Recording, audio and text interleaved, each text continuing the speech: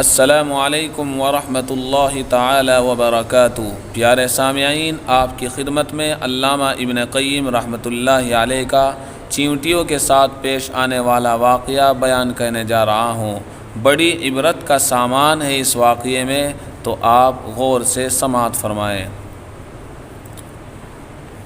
ایک دن علامہ ابن قیم رحمۃ اللہ علیہ ایک درخت کے نیچے بیٹھے ہوئے تھے کہ انہوں نے ایک چیونٹی کو دیکھا جو کسی کھانے کی تلاش میں ادھر ادھر پھر رہی تھی۔ اچانک اسے ٹڈی کا ایک پر نظر آ گیا۔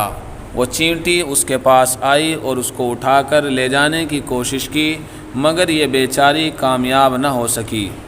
کئی بار کوشش اور ناکامی کے بعد وہ اپنے 20 کیمپ بل کی طرف دوڑ پڑی۔ تھوڑی ہی دیر میں وہاں سے چیونٹیوں کی ایک فوج نمودار ہوئی۔ ایک چیونٹی ان کے آگے آگے چلتی ہوئی مقصد کی طرف ان کی رہنمائی کر رہی تھی۔ آخرکار یہ سب چیونٹیاں اس مقام پر پہنچ گئی جہاں پر وہ پر پڑا ہوا تھا۔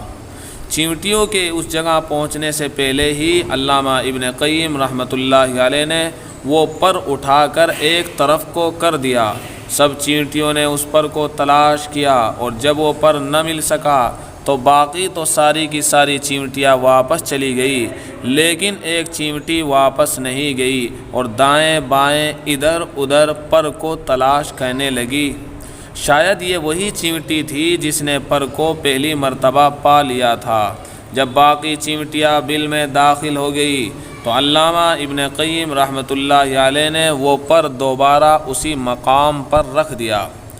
جو ہی چیونٹی کو وہ پر نظر آیا، وہ مدد کے لیے باقی چیونٹیوں کو بلانے کے لیے ایک بار پھر بل کی طرف دوڑ پڑی، لیکن اس بار اس کی بات پر لبیک کہنے والی چیونٹیوں کی تعداد پہلے کی بنسبت کم تھی۔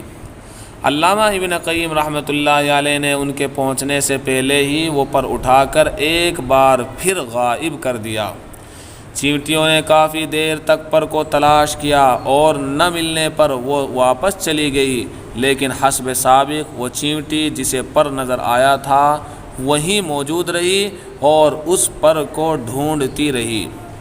اس سے پہلے کہ وہ بھی واپس جاتی، علامہ ابن قیم رحمۃ اللہ علیہ نے ایک بار پھر وہ پر سابقہ جگہ پر رکھ دیا۔ وہ چیونٹی تیسری بار بھی اس پر تک پہنچ گئی۔ جو ہی اسے پر نظر آیا، وہ دوڑ کر اپنے کیمپ اور بل کی طرف گئی تاکہ باقی ساتھی چیونٹیوں کو بلا کر لے آئے، لیکن اس بار مدد کے لیے آنے والی چیونٹیوں کی تعداد صرف اور صرف 7 تھی۔ علامہ ابن قیم رحمۃ اللہ علیہ نے اس بار بھی وہ پر اس جگہ سے غائب کر دیا۔